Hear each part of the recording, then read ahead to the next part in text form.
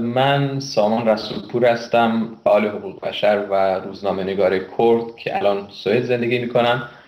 و من حدوداً از وقتی آقای کبودوند رو میشناسم که سازمان حقوق بشر کردستان درست شد، یعنی در سال 1384. و من از روزهای اول با ایشون همکار بودم. آقای کبودوند کسی بود که از ترس یعنی امید به وجود آورد. اون کسی بودش که اولین سازمان حقوق بشر رو در کردستان تأسیس کرد. میشه گفتش که اون پدر حقوق بشر در کردستان بود.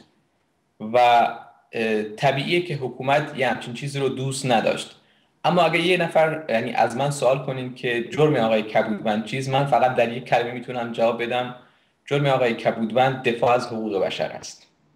آقای کبودوند قطعا یک زندانی عقیدتی هستش. یعنی آقای کبودوند یک آدم مبارز بود که از راه نوشتن نامه، از راه دفاع از حقوق بشر، از راه شروع کمپین حقوق بشری و از این راهات، یعنی در راستای اجرایی کردن اعلامیه جهانی حقوق بشر مبارزه میکرد و هیچ روش دیگری رو غیر از اینها نداشت، غیر از نوشتن نامه، حرف زدن، مصاحبه کردن، کار فرهنگی، کار روشنگری، کار افشاگری و این کارها رو میکرد.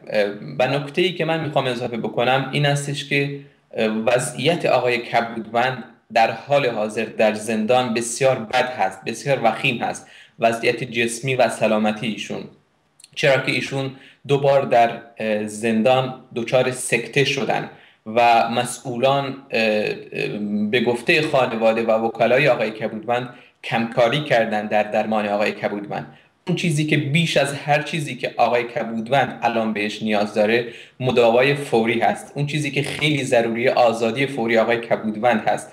و اون چیزی که من تأکید میکنم روش این استش که آقای کبودوند به 11 سال زندان نیازی نداره، بلکه آقای کبودوند به 11 مدال افتخار و به تقدیر و به تشکر نیاز داره تا اینکه به مجازات.